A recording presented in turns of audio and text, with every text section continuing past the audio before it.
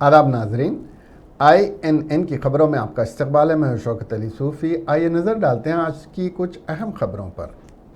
वज़ीर आज़म नरेंद्र मोदी की सालगिरह श्रीनगर में भी मनाई जा रही है। बीजेपी ऑफिस में वज़ीर आज़म मोदी का यौम पैदाइश मनाया गया।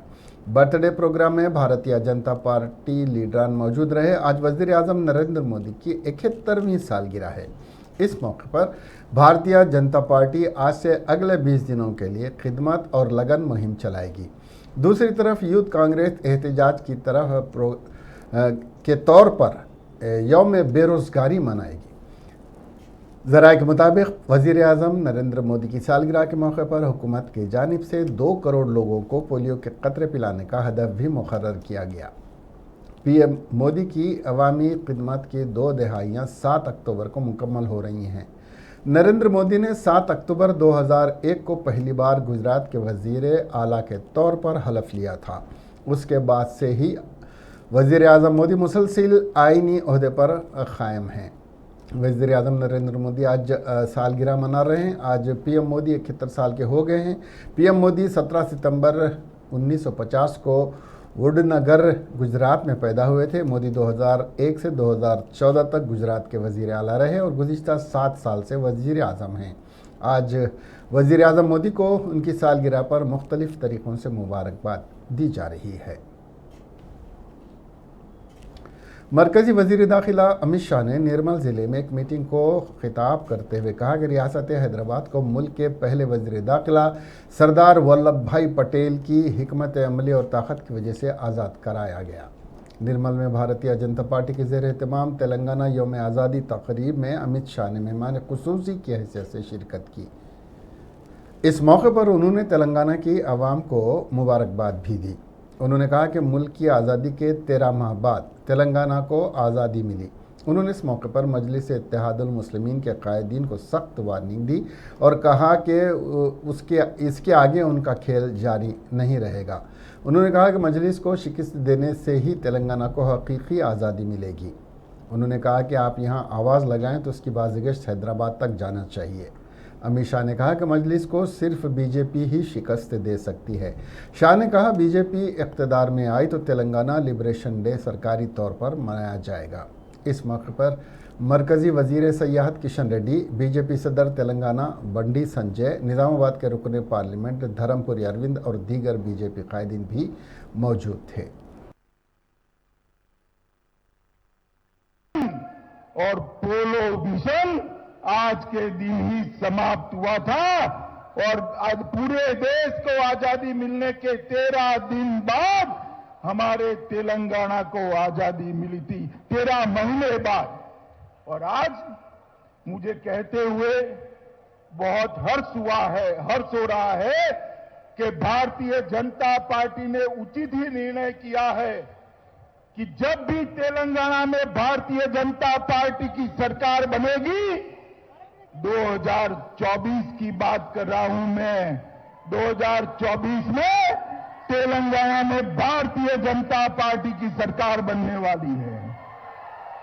और तेलंगाना में भारतीय जनता पार्टी की सरकार बनने के बाद हम 17 सितंबर को राज्य के अधिकृत कार्यक्रम कर हैदराबाद विमोचन दिन को जंग के साथ मनाएंगे।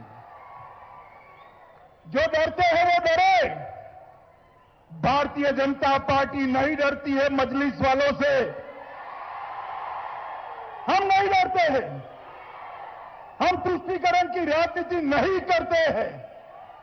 ये सरदार पटेल के पराक्रम के कारण यहां पर अनेक राष्ट्रभक्त रामोजी गोंड, कोमाराम भीम, स्वामी रामतीर्थ, पंडित नरेंद्र, सुरावरम प्रताप रेड्डी, कवि दशरथी, श्री रंगाचार्य, गोविंद भाई श्रोफ और नरसिम्हा राव जैसे अनेक देशभक्तों के कारण आज के दिन ही सच अर्थ में हमें आजादी मिली थी। मैं एक बात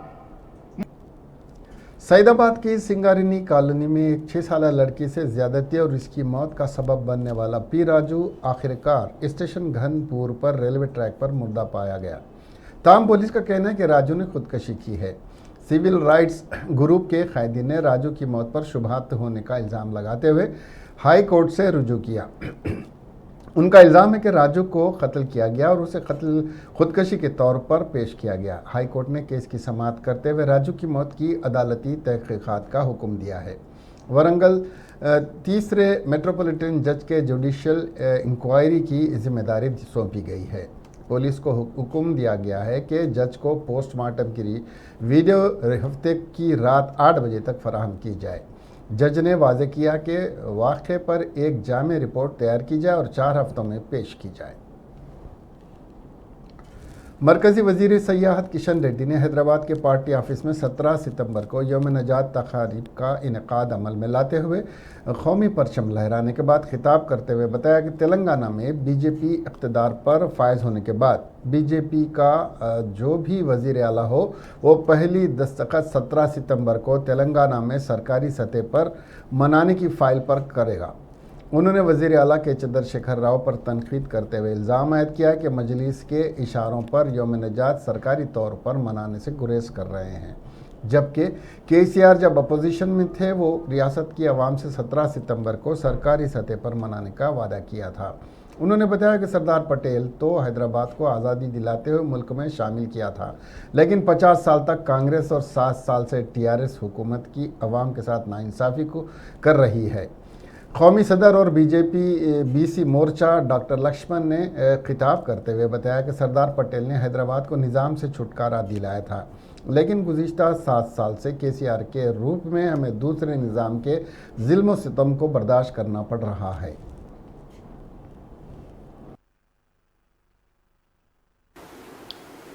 మిత్రులందరికీ నమస్కారం। మన దేశానికి 1947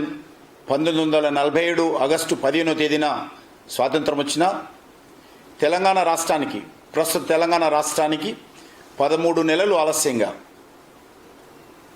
1948 సెప్టెంబర్ 17th స్వాతంత్రం రావడం జరిగింది। ఈ యొక్క 1947 15th ఆగస్టు నుంచి 1948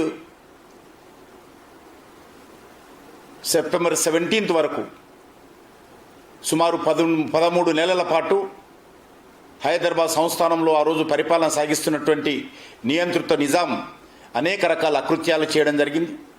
గ్రామీణ ప్రాంతాలలో పేద ప్రజల మీద అనేక రకాల అత్యాచారాలు చేయడం జరిగింది। ఆస్తులను దోపిడీ చేయడం జరిగింది। మహిళలను మానభంగం చేయడం జరిగింది। ज़राए के मुताबिक सुप्रीम कोर्ट कॉलेजियम ने तेलंगाना हाई कोर्ट के चीफ जस्टिस के तौर पर सतीश चंद्र शर्मा के नाम की सिफारिश की है। वो इस वक्त कर्नाटक के आर्जी चीफ जस्टिस के तौर पर काम कर रहे हैं। जस्टिस हेमा कोहली, जिन्होंने तेलंगाना हाई कोर्ट के चीफ जस्टिस की हैसियत से खिदमत अंजाम दी, सुप्रीम कोर्ट की जज बन गई हैं। रामचंद्र राव फ़िलहाल आर्जी चीफ जस्टिस की हैसियत से खिदमत अंजाम दे रहे हैं। ताहम सुप्रीम कोर्ट की सिफारिश सदर रामनाथ कोविंद को भेजी गई थी। सुप्रीम कोर्ट ने जस्टिस प्रशांत कुमार मिश्रा को आंध्र प्रदेश का चीफ जस्टिस मुकर्रर करने की भी सिफारिश की है। जीएसटी काउंसिल का 45वां इजलास का जुमा के रोज़ आगाज़ हुआ। मरकज़ी वज़ीर ख़जाना निर्मला सीतारमन की ज़ेर सदारत उत्तर प्रदेश के दारुल हुकूमत लखनऊ में मुनक्किदा जीएसटी काउंसिल इजलास में रियासती वज़ीर ख़जाना हरीश राव ने शिरकत की। कोरोना वबा के पेश नज़र तकरीबन 20 माह बाद पहली मरतबे इस इजलास को बराह रास्त मुनक़्क़िद किया गया है। गुज़िश्ता 2 सालों से वीडियो कॉन्फ्रेंसिंग के ज़रिए से इजलास मुनक़्क़िद किया जा रहा था। जीएसटी काउंसिल इजलास में कई अहम फैसले लेने का इम्कान है। 11 किस्म की कोविड अद्वियात पर टैक्स में तोसी की जाएगी। इसी तरह पेट्रोलियम मसनूआत को जीएसटी के तहत लाने की तजवीज़ पर तबादले ख्याल करने का भी इम्कान है। ऑनलाइन फूड डिलीवरी सर्विसेज को भी जीएसटी के तहत लाया जाएगा और मीटिंग के दौरान मज़ीद 48 अक़साम की अशिया पर टैक्स की शरहों का जायज़ा लिया जाएगा। कज़ाकिस्तान के सफ़ीर दिलशोद अकातू ने जुमा के दिन रियासती वज़ीर दाखिला मोहम्मद महमूद अली से उनकी सरकारी रिहाइशगाह पर खैर सगाली मुलाकात की। इस मौके पर उन्होंने कज़ाकिस्तान की तहज़ीब व तमद्दुन और हिंदुस्तान से ताल्लुक़ात पर गुफ्तगू की और कहा कि तेलंगाना में हुकूमत कज़ाकिस्तान की तरफ से कारोबार का इरादा रखते हैं, जिस पर वज़ीर दाखिला ने कहा कि तेलंगाना हुकूमत बैरूनी ममालिक से ताल्लुक़ात पैदा करने और कारोबार करने में दिलचस्पी रखती है। बिलखुसूस वज़ीर इंफॉर्मेशन टेक्नोलॉजी कलवा कुंटला तारका रामाराव ने तेलंगाना में कारोबार को काफ़ी ऊँचा किया है। मोहम्मद महमूद अली ने कज़ाकिस्तान के सफ़ीर के इरादों का खैर मकदम किया। कज़ाकिस्तान के सफ़ीर दिलशोद अकातू ने तेलंगाना की गंगा जमनी तहज़ीब और हुकूमती स्कीमात की सिताइश की। इस मौके पर मेजर मोहम्मद तहतह नाज अरू, तेलंगाना और आंध्र प्रदेश के मैक प्रोजेक्ट के मैनेजिंग डायरेक्टर डॉक्टर नवाब मीर नासर अली खान, मैनेजमेंट ऑफिसर मोहतरमा अनुपम कपूर के अलावा दीगर भी मौजूद थे। वज़ीर IT KT रामाराव ने कहा कि रियासत तेलंगाना तेज़ी से तरक्की की जानिब गामज़न है। उन्होंने कहा कि ज़राअत के मैदान में तेलंगाना मुल्क के लिए एक मिसाली रियासत है। उन्होंने कहा कि रियासत में ज़रई शोबा तेज़ी के साथ तरक्की कर रहा है। सिर्फ चीफ मिनिस्टर के चंद्रशेखर राव के विजन की वजह से ज़रई पैदावार में 5 गुना इजाफा हुआ है। सनत के सेक्रेटरी जयेश रंजन ने वज़रा KTR निरंजन रेड्डी और गंगोली कमलाकर की मौजूदगी में तेलंगाना में 3 जदीद जूट मिल्स के क़याम के माहदे पर दस्तखत किए। इस मौके पर खिताब करते हुए वज़ीर KT रामाराव ने कहा कि जूट मिल्स के क़याम से 14,000 अफराद को रोज़गार फराहम होगा। उन्होंने कहा कि रियासती हुकूमत करोड़ों टन अनाज की ख़रीदारी को यकीनी बना रही है। उन्होंने रियासती हुकूमत और किसानों को मशवरा दिया कि वो किसी रुकावट के बगैर काश्तकारी पर तवज्जो दें।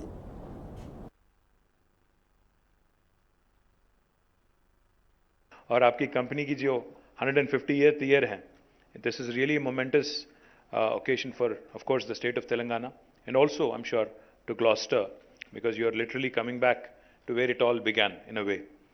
But I think 3 things that you said really stand out, for me personally. One, you spoke about self-reliance. आज प्रधानमंत्री जी बोलते हैं आत्मनिर्भर भारत। जैसा अभी हमारे एग्रीकल्चर मिनिस्टर साहब ने कहा, आत्मनिर्भरता जो है, सेल्फ रिलायंस जो है, वो हर क्षेत्र में होना चाहिए।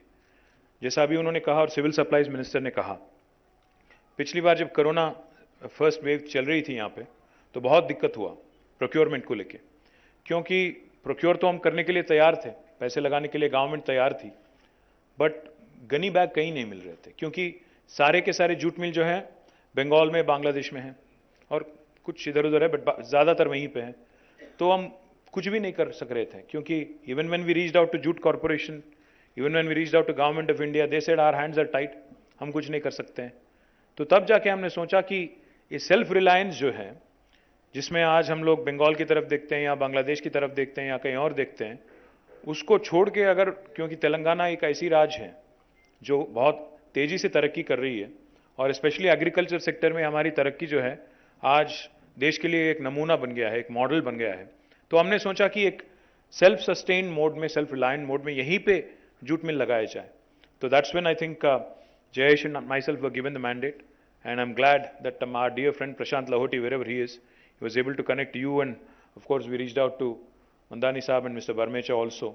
And all 3 of you today, in fact, have joined us today, and we are signing this memorandums of agreement. The second thing you said, which again is going to help the farmers. वज़ीर अफ़ज़ाइश मवेशियाँ व cinematography Talsania Srinivas Yadav ने मुख्तलिफ महकमों के अहदेदारों को इस महीने की 19 तारीख को मुनक़िद होने वाले गणेश शोभा यात्रा के लिए तमाम इंतज़ामात को मुकम्मल करने की हिदायत दी है। तलसानी ने कहा कि विसर्जन के इंतज़ामात में हायल तमाम रुकावटों को दूर कर दिया गया है। वज़ीर ने कहा कि तमाम सरकारी महकमों की सरपरस्ती में police, traffic, GHMC, water works, R&B, electrical department Ganesh जुलूस और विसर्जन को पुरअमन तरीके से अंजाम देने के लिए ताउन करेंगे। उन्होंने कहा कि जुलूस और विसर्जन की निगरानी के लिए मुख्तलिफ महकमों के अहदेदारों के साथ एक कंट्रोल रूम भी कायम किया जाएगा और CCTV के ज़रिए निगरानी की जाएगी। उन्होंने कहा कि हुसैन सागर के आस पास में 24 क्रेनों के साथ GHMC हुदूद के मुख्तलिफ आबी ज़खायर और 25 तालाबों और 25 छोटे तालाबों पर कुल 3000 क्रेनें कायम की जा रही। उन्होंने वजाहत की कि 113 गाँव को भी मुहर्रिक रखा जाएगा। उन्होंने तमाम मंडप ऑपरेटर्स से बरखी की अदम सरबराही पर जनरेटर इस्तेमाल करने का मशवरा दिया।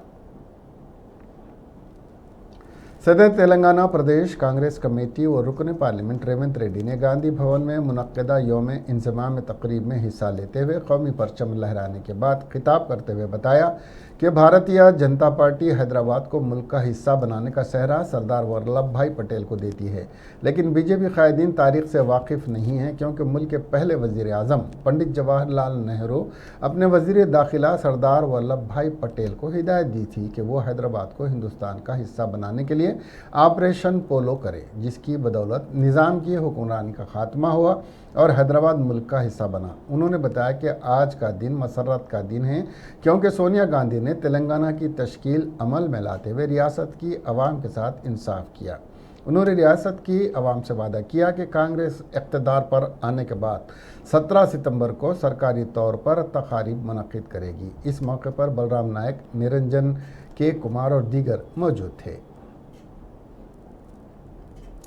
जनरल सेक्रेटरी टीआरएस और रुकन राज्यसभा के शौरा ने पार्टी ऑफिस तेलंगाना भवन में यौम इंज़माम तकरीब में शिरकत करते हुए कौमी परचम लहराने के बाद खिताब करते हुए बताया कि मुल्क की तारीख़ में आज का दिन नहायती अहमियत का हामिल है, क्योंकि आज ही के दिन 17 सितंबर को हैदराबाद मुल्क का हिस्सा बना, जबकि मुल्क की आज़ादी 15 अगस्त को हुई थी। उन्होंने बताया कि हकीकत में आज का दिन मसरत का है, इसलिए भी है कि तेलंगाना की तश्कील के बाद वज़ीर आला के चंद्रशेखर राव रियासत को सुनहरा तेलंगाना बनाने के लिए तेज़ी के साथ इक़दाम कर रहे हैं। इस मौके पर टीआरएस कायद श्रीनिवास रेड्डी और दीगर भी मौजूद थे। మనకి సంపూర్ణ స్వాతంత్రం వచ్చే దినగా మాట్లాడుకోవచ్చు. లేకపోతే జూనాగఢ్ కానివ్వండి, కశ్మీర్ కానివ్వండి, హైదరాబాద్ కానివ్వండి, ఇటువంటి రాష్ట్రాలు కొంచెం సపరేట్గా ఉండి భారతదేశానికి ఒక పూర్తి స్వరూపం ఇవ్వలేకపోయినాయి. ఇవాళ మనం తెలంగాణ జరిగిన ఉద్యమం అది సాయుధ పోరాటమేనండి, లేదా తెలంగాణ విలీనం గురించి కానీ పోరాటం కానీ, ఈ రెండు కలిపి మనం చూస్తున్నప్పుడు చరిత్రలో చాలా బంగారు పూటలు లాగా కనపడతా ఉంటాయి. నాకు తెలుసు, ఎందుకంటే నేను చిన్నవాడినప్పుడు 10 ఏళ్ళు ఉన్నాయి, 8 ఏళ్ళు ఉన్నాయి, చూసాం కాబట్టి నేను చెప్తా ఉన్నాను. ఈ అనవసరం యొక్క కాంట్రవర్సీ చేస్తూ ఉన్నారు. నిజమే, మేమంతా విలీనం కావాలని కోరుకున్నాం. ఎవ్వరు కూడా విలీనం వద్దని కోరుకోలేక మనకి సంపూర్ణ స్వాతంత్రం వచ్చే దినగా మాట్లాడుకోవచ్చు. లేకపోతే జూనాగఢ్ वज़ीर एक्साइज श्रीनिवास गौड़ ने कोदाड़ से बेल्लारी तक महबूब नगर के रास्ते पौधों को मुनज़्ज़म तरीके से कौमी शाहरा पर लगाने की ओहदेदारों को हिदायत दी है। उन्होंने हुकाम को हिदायत दी कि वह हैदराबाद से बेंगलुरु हाईवे और जरचला महबूब नगर हाईवे पर शजरकारी को यकीनी बनाएं। वज़ीर ने महबूब नगर के नवाही इलाके अपन्ना पल्ली में कौमी शाहरा के साथ लगाए गए पौधों का मुआयना किया। इस मौके पर ओहदेदारों को मशवरा दिया गया है कि वो मुल्क के सबसे बड़े केसीआर अर्बन एक्वा पार्क में सरसब्जी और शादाबी को यकीनी बनाएं। बाईपास रोड पर लगाए गए पौधे मुरझाने पर हुकाम को वहां नए पौधे लगाने का भी उन्होंने मशवरा दिया। वज़ीर जंगलात और माहौलियात इंदिरा करण रेड्डी ने कहा कि ड्यूटी पर मामूर अहलकारों पर हमला करना मुनासिब नहीं है। उर्दू ज़मीनों के मसले को हल करने के लिए हुकूमत काम कर रही है। वज़ीर इंदिरा करण रेड्डी ने जयशंकर भोपालपल्ली ज़िले के अज्जर नगर रेंज पंदुपोला के देहाती इलाके में महकमे जंगलात के अहदेदारों और अमले पर हमले की मजम्मत की। उन्होंने कहा कि देहातियों के लिए अमले पर हमला करना दुरुस्त नहीं, जो ड्यूटी के दौरान जिम्मेदारी से काम कर रहे थे। कानून की खिलाफ वर्जी करने वालों के खिलाफ सख्त कार्रवाई की जाएगी। हमले की इत्तला मिलने के बाद वज़ीर ने अरनिया भवन से वीडियो कॉन्फ्रेंसिंग के ज़रिए मुतासरा रेंज ऑफिसर गुड्डूरी दिवैया और दीगर अमले से बराह रास्त बात की और तफसीलात हासिल की। रियासती वज़ीर मल्ला रेड्डी ने मेडचल ज़िले के म्यूनसिपल कॉरपोरेशन में करोड़ों रुपयों के तरक्याती कामों का इफ्तिताह अमल में लाया। बाद अज़ां रियासती वज़ीर मल्ला रेड्डी ने मीडिया से बात करते हुए बताया कि 2 करोड़ रुपए की लागत से केसीसी रोड तामीर करने के अलावा मिर्चल कॉरपोरेशन में सीसी कैमरों का जाल बिछाया गया है। उन्होंने मिर्चल की आवाम को तयक़ुन दिया कि वो वज़ीर आला के चंद्रशेखर राव और वज़ीर बल्दी नज़्म व नस्क के टी रामाराव की क़ियादत में कॉरपोरेशन को रियासत का मिसाली म्यूनसिपल कॉरपोरेशन में तब्दील करेंगे। केरला में 2 साल से प्रैक्टिस कर रही एक खातून जांच करने पर फर्जी पाई गई। उसके बाद जुमा के रोज़ उसकी पेशगी ज़मानत के लिए दी गई दरख्वास्त हाई कोर्ट ने मुस्तरद कर दी है। गुज़िश्ता 2 सालों से प्रैक्टिस कर रही खातून वकील के सर पर अब गिरफ्तारी की तलवार लटक रही है। मामला केरला के शहर अल्लापुचा से है, जहां मुकामी पुलिस ने एक खातून वकील शशि जेवियर की सदाकत के ताल्लुक से शिकायत पर जांच करना शुरू किया। जांच शुरू करने के 2 महीने बाद हाई कोर्ट ने जेवियर की पेशगी ज़मानत की दरख्वास्त नामंजूर कर दी। अदालत ने यह हिदायत भी दी है कि अगर वो पुलिस जांच टीम के सामने पेश नहीं होती है तो उसे गिरफ्तार किया जा सकता है। जेवियर गुज़िश्ता 2 सालों से अल्लापुजा की अदालत में प्रैक्टिस कर रही थी। फर्जी वकील का पर्दाफाश उस वक्त हुआ जब अल्लापुजा बार एसोसिएशन को उसकी हकीकी अहलियत के हवाले से शुबहात का इजहार करने वाला एक गुमनाम ख़त मौसूल हुआ। उसके बाद ही शशि जेवियर गायब हो गई, जिसके बाद एसोसिएशन को मजबूरन पुलिस से राबता कायम करना पड़ा। इत्तेफाक से वो सबसे ज़्यादा वोट हासिल करके एसोसिएशन के लिए मुंतखब भी हुई थी। वाइन शॉप्स में गौड़ा तबके से ताल्लुक़ रखने वाले अफराद को 15%, एससी को 10% और एसटी को 5% रिजर्वेशन मुख्तस करने की रियासती काबीना में लिए गए फैसले की रियासत गिर सतह पर सिताइश की जा रही है। गौड़ा तबके को 15% रिजर्वेशन देने पर ज़िला वनपट्टी में गौड़ा तबके की तंजीम के कायदीन ने चीफ मिनिस्टर केसीआर की तस्वीर को दूध से नहलाते हुए इजहार तशक्कुर किया है। वाज़ेह है कि आइंदा साल से शराब की दुकानों में गौड़ा तबके को 15%, एससी को 10% और एसटी को 5% तहफ़्फ़ुज़ात मुख्तस करने का रियासती काबीना में फ़ैसला किया गया है। गुज़िश्ता में चीफ मिनिस्टर केसीआर ने इस बात का वादा किया था कि दलित बंधु के अमल आवरी के एक हिस्से के तौर पर शराब की दुकानों में दलितों को भी तहफ़्फ़ुज़ात फराहम किए जाएंगे। खातून नक्सलाइट लीडर शारदा अक्का ने पुलिस के सामने हथियार डाल दिए। बज्जारा समक्का उर्फ शारदा, जो कुछ अरसे से बीमार थी, उसने जुमा की सुबह डीजीपी महेंद्र रेड्डी के सामने हथियार डाल दिए। शारदा अक्का का आबाई वतन महबूबाबाद ज़िले का है, गंगाराम है। पीपुल्स पार्टी की तरफ से राग़िब होकर उसने 1994 में रुपोश हो गई थी। फ़िलहाल डिस्ट्रिक्ट कमेटी के मेंबर की हैसियत से खिदमात अंजाम दे रही थी। पहले चरला शबरी एरिया कमेटी के सेक्रेटरी के तौर पर काम किया। दरियासना शारदा अक्का के शौहर माऊ नवाज लीडर हरिभूषण रवां साल 21 जून को कोरोना से इंतकाल कर गए। डीजीपी महेंद्र रेड्डी ने इस सिलसिले में मीडिया से बात करते हुए तमाम तफसीलात बताई। అదేవిధంగా వాళ్ళు ఇమ్మీడియట్గా ఆ నెక్స్ట్ రైల్వే స్టేషన్కి వచ్చి స్టేషన్ గన్పూర్కి, ఆ స్టేషన్ గన్పూర్ రైల్వే స్టేషన్లో ఆ స్టేషన్ మాస్టర్కి ఈ విషయాన్ని వెంటనే ఇన్ఫార్మ్ చేయడం కూడా జరిగింది. మళ్ళీ హైదరాబాద్కి వచ్చిన తర్వాత వాళ్ళ ఇన్ఫర్మేషన్ సిస్టంలో దాన్ని అధికారికంగా వాళ్ళు దాన్ని ఎంటర్ చేసి వాళ్ళు ఉన్నతాధికారులకు కూడా వాళ్ళు ఇన్ఫర్మేషన్ ఇవ్వడం జరిగింది. వీళ్ళిద్దరితో పాటుగా అక్కడ పనిచేస్తున్నటువంటి రైతులు ఎవరైతే ఉన్నారో సరౌండింగ్స్లో ఉన్నటువంటి రైతులు, వాళ్ళు పొలాల్లో పనిచేసే వాళ్ళు కళ్ళారా చూశారన్నట్లు. ఉదయం ఒక గ్యాంగ్ మెన్ కూడా ఎర్లీ అవర్స్లో తను వృత్తిరీత్యా మార్నింగ్ 6:30కి ట్రాక్ వెంట వెళుతూ ఉంటే ఇతను సస్పిషియస్ సర్కమ్స్టాన్సెస్లో అక్కడ కనిపించడం జరిగింది. ఇక్కడ ఉన్నావు ఎందుకు అని చెప్పేసి ఆ బ్రిడ్జ్ దగ్గర ఇక్కడ ఎందుకున్నావు అని అడిగితే అతను సడన్ గా ఆ పక్కనటువంటి బుషెస్ లోకి పరిగెత్తడం జరిగింది. అంటే గ్యాంగ్ మెన్ ఈజ్ అగైన్ అనేది రైల్వే ఎంప్లాయీ.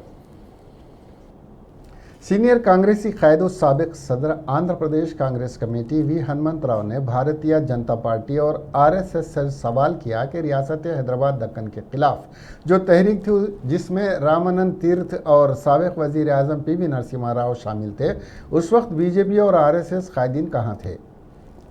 1972 में साबिक वज़ीर आज़म इंदिरा गांधी की जानिब से रियासत हैदराबाद के खिलाफ तहरीक में हिस्सा लेने वालों को वजीफ़ा जारी हुआ, तब मौजूद बीजेपी और साबिक जनसंघी से बेदार हुए थे ताकि हुकूमत हिंद की जानिब से दी जाने वाली मराहत से इस्तेफ़ादा किया जा सके।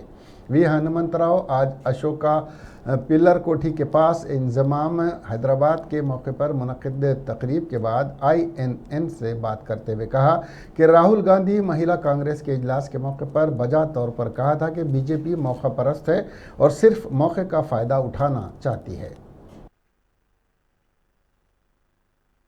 550 छोटा राजा बड़ा राजा कौन था?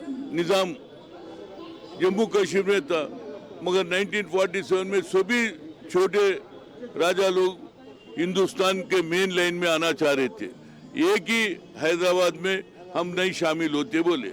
उस वक्त रामानंद तीरथ, जमलापुरम केशवराव, ये लोग जो नौजवान थे, हिंदू था, मुसलमान भी था, वो भी चाहते थे कि देश के आज़ादी में जो लड़े उसमें हम शामिल होना चाहिए। हम निज़ाम के सरकार में नहीं रहे। तुम बोले उस वक्त बहुत बड़ा फाइट करे, पुलिस का सायुध पोराटम चला, उस वक्त बहुत से लोग मरे। अब एक नया शुरू हो गया 17 सितंबर, बीजेपी वाले बोलते भाई अमीर आए। अरे जब कहाँ थे रे भाई तुम लोग, कहीं को ये हर चीज में घुस जाते हो गए। आपका पार्टिसिपेशन कहाँ था जरा बोलो मेरे तो भी, मैं जाके गाँव में बोलता हूँ कौन सा ऐसा तुम्हारा लोग देश के वास्ते लड़े। अच्छा सही भी लड़े, इस देश को आज़ादी दिलाए बोले हैदराबाद। जब ये सरकार हमारी आई, ये जो 17 सितंबर में जो हैदराबाद स्टेट के वास्ते लड़े वालों को भी इंदिरा गांधी, वैसा ही राजीव गांधी और PV नरसिम्हा आज भी पेंशन दे रहे। तुम लोग पेंशन क्यों रोके, पहले वो पूछो बोल रहा हूँ। आज राहुल गांधी तो सही बात बताया भाई। वो जो नायब सदर तेलंगाना प्रदेश कांग्रेस कमेटी जी निरंजन ने रियासती हुकूमत से मुतालबा किया कि कोठी के पास मौजूद मेट्रो रेल स्टेशन को मुमताज़ मुजाहिद आज़ादी तुर्रेबाज खान के नाम से मौसूम किया जाए। 1859 में मुमताज़ मुजाहिद आज़ादी तुर्रेबाज खान को मुल्क की आज़ादी की तहरीक में हिस्सा लेने के जुर्म में तूपरान के जंगलात में इनकाउंटर के ज़रिए शहीद किया गया। जी निरंजन आज यौम इंज़माम हैदराबाद के मौके पर कोठी में वाक़ अशोक पिल्लर के पास तुर्रेबाज खान को खिराज अक़ीदत पेश करने के बाद INN से बात कर रहे थे। ब्रिटिश वाले अपने हिंदुस्तानी सिपाहियों को दिल्ली के ऊपर हमला के वास्ते भिजाए, तो वो सिपाहियों में से एक सिपाही शीदा खान साहब, उन्होंने बीच में से रिवोल्ट होकर आए। ये समझ के आए कि निज़ाम सरकार उनको सेफगार्ड करेगा, मगर बदकिस्मती इस बात की है जबकि निज़ाम और जबकि प्राइम मिनिस्टर उनको नहीं, ब्रिटिश रेजिडेंसी के ब्रिटिश के ऑफिसर्स के हवाला करे। महकमे आबपाशी के अहदेदारों ने जुमा को नागार्जुना सागर के 10 क्रेस्ट गेट्स को 5 फीट तक उठाकर 1,33,138 क्यूसिक पानी को नशेबी इलाकों में छोड़ा। इस वक्त सागर में 2,16,137 क्यूसिक पानी आ रहा है। इस वक्त नागार्जुना सागर में सतह आब 589.70 फीट है, जबकि सागर की मुकम्मल सतह आब 590 फीट है। इसके अलावा प्रोजेक्ट में ज़ख़ीरे आब 311.1460 TMC है, जबकि सागर के मुकम्मल ज़ख़ीरे आब की गुंजाइश 312 TMC है। सोनू सूद के घर और दफ्तर समेत 6 ठिकानों पर महकमा इनकम टैक्स ने मुसलसल तीसरे दिन छापामार कार्रवाई की है। ज़राए ने दावा किया है कि महकमे को उसके छापामारी में टैक्स की हेराफेरी के पुख्ता सबूत मिले हैं। यह टैक्स की हेराफेरी सोनू सूद के पर्सनल फाइनेंस से जुड़ी हुई है। ज़राए से मिली इत्तला के मुताबिक अपनी फिल्मों से मिली फीस में टैक्स की बदउनवानी देखी गई है।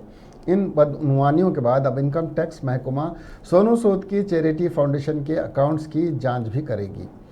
खबर है कि इनकम टैक्स महकमा इस मामले से मुतालिक सारे सवालों की जानकारी देने के लिए आज शाम को प्रेस कॉन्फ्रेंस कर सकता है। आज तीसरे दिन सोनू सूद के घर और दफ्तर पर इनकम टैक्स महकमे ने कार्रवाई की है। ये ताख़ीर इसलिए हुई है क्योंकि उसका अकाउंट सफ़र कर रहा था। सोनू सूद पर यह कार्रवाई बुध से शुरू हुई है और मुंबई और लखनऊ की 6 जायदादों की जांच की गई है। ज़राए का दावा है कि उन्हें सोनू सूद के अकाउंट्स में भारी टैक्स की हेराफेरी के सबूत मिले हैं।